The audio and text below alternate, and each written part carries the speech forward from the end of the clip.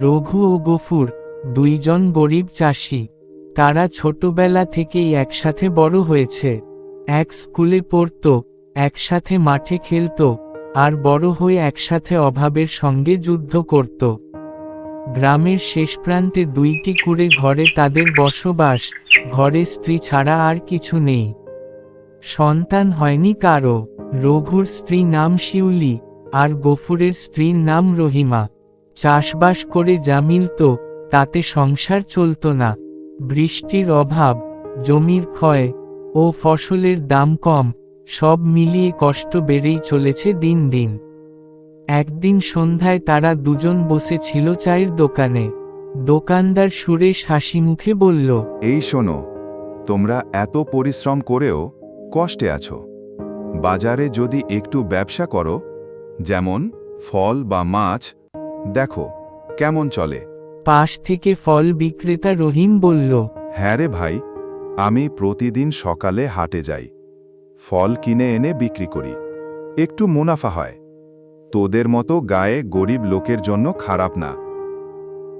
মাছ বিক্রেতা রাজুও যোগ দিল, বাজারে একটু ঘোরাঘুরি করলে বুঝবি, মানুষ মাছ চায় সব সময়। এই ব্যবসার ভালো চাহিদা ও লাভও আছে বাজারে। তোরা চাইলে আমি মাছ কিনতে নিয়ে যাব তোদের। রঘু আর গফুর ভাবল, চাষ করে লাভ নেই, এবার ব্যবসার চেষ্টা করেই দেখা যাক। পরদিন ভোরে তারা বাজারে গেল রাজুর সঙ্গে। কিছু টাকায় মাছ কিনে তারা তাদের গ্রামের বাজারে ফিরল। শুরু করল মাছ বিক্রি। প্রথম দিন বেশ ভালো বিক্রি হলো। তাদের নতুন দোকান থেকে খরিদ্দাররা এসে মাছ কিনল। দিন শেষে রাত্রিবেলা তারা খুশি হয়ে নিজেদের জন্য বাজার করে বাড়িতে ফিরল। কিন্তু তারপর কয়েকদিন চলল না। গফুরের দোকানে ভিড় কমতে শুরু করল, তাই কিছু মাছ নষ্ট হলো। ওদিকে রঘুর কাছে খদ্দেরদের দাম নিয়ে ঝগড়া করল। কেউ কেউ বাকিতে মাছ কেনার পরে টাকা দিল না, বাকি রেখে চলে গেল। কিছুদিন পর তারা দুজন ফলের দোকান দিল। ফল বিক্রিতে গেলেও বিপদ, কিছু ফল পচে গেল। বাজারে ফলের দাম কমল। এছাড়া বাজারে পুরনো ফল বিক্রেতাদের বড় বড় দোকানে মানুষের ভিড় বাড়তে লাগল। শিউলি বলল, অনেক তো হলো, এখন আর কি করবে? তোমার হাতে চাষবাস আর কোদালি মানায়, ব্যবসা নয়।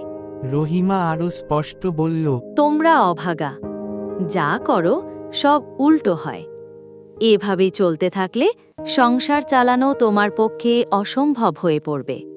তারা দুই বন্ধু রাতের দিকে মাঠে গিয়ে চুপ করে বসে রইল। মাথার উপর তারা, চোখে অন্ধকার। তখন রঘু বলল, গফুর, মনে আছে ছোটবেলায় কেমন করে বাবার সঙ্গে ধান রোপণ করতাম? দিনগুলি কত না মধুর ছিল, সবই আজ মনে পড়ে যায়। সেই গন্ধ, সেই মাটি। গফুর মাথা নাড়ল। মাটি ছেড়ে আমরা ভুল করেছি। পরের দিন তারা দুই বন্ধু একসঙ্গে মিলিত হয়ে সিদ্ধান্ত নিল, আর ব্যবসা নয়, এবার চাষ করব। কিন্তু সমস্যা হলো তাদের কাছে চাষ করার মতো জমি নেই। তারা দুজন গ্রাম প্রধানের বাড়ির দিকে রওনা দিল। গ্রাম প্রধানের তাদের কাছে তাদের পরিবারের সমস্যার কথা শুনল। এরপর গ্রাম প্রধান হরিপদ বলল, গ্রামের উত্তর দিকে একটি পুরনো জমি পড়ে আছে, কেউ চাষ করে না। তোরা যদি চাস, সেখানে চাষাবাদের ব্যবস্থা করতে পারি। আমি ওই জমিটি 3 বছরের জন্য দিয়ে দিচ্ছি তোদের দুজনকে। রঘু আর গফুর সারা দিন মাটি পরিষ্কার করল, জঙ্গল কাটল। তাদের পরিশ্রম দেখে চা বিক্রেতা সুরেশ মাঠে এসে চা দিয়ে গেল। তারা দুজন মাঠের পাশে বেঞ্চিতে বসে চা পান করল। এরপর রহিমা তাদের জন্য জমিতে খাবার বয়ে নিয়ে এলো। অপরদিকে রঘুর স্ত্রী শিউলি আধুনিক পদ্ধতিতে চাষবাস সম্পর্কে জানার জন্য কৃষি অফিসের দিকে রওনা দিল। আশেপাশের কৃষি কর্মকর্তার সঙ্গে দেখা করে পরামর্শ নিল। কয়েক মাস পর জমিতে দেখা দিল সবুজ ধানের মাথা, সুন্দর ভুট্টা, এছাড়া লাউ আর কুমড়ো ঝুলতে দেখা গেল। অক্টোবর মাসের শেষ দিকে তারা যখন ফসল কাটল, তখন গোটা গ্রাম তাকিয়ে দেখল, দুই গরিব চাষি কি করে সব হারিয়ে আবার উঠে দাঁড়ালো। গ্রামের মধ্যে তারা একটি শাকসবজি রাখার জন্য ফার্ম তৈরি করল, যেখানে গ্রামের আরও মানুষরা শাকসবজি মজুদ করে রাখতে পারবে। পরদিন রহিম তাদের সঙ্গে দেখা করল ও বলল, ভাই, এবার আমিও তোদের কাছ থেকে ফল কিনে বিক্রি করব। গ্রামের স্কুলে তারা ফ্রি সবজি দান করল, মসজিদ ও মন্দিরে চাল, শাকসবজি দিল। ওদের এই সমস্ত কাজ দেখে গ্রাম প্রধান খুশি হয়ে একদিন একটি মিটিং ডাকল।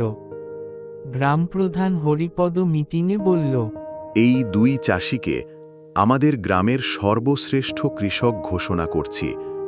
আমাদের ছেলেমেয়েরা ওদের দেখে শিখবে।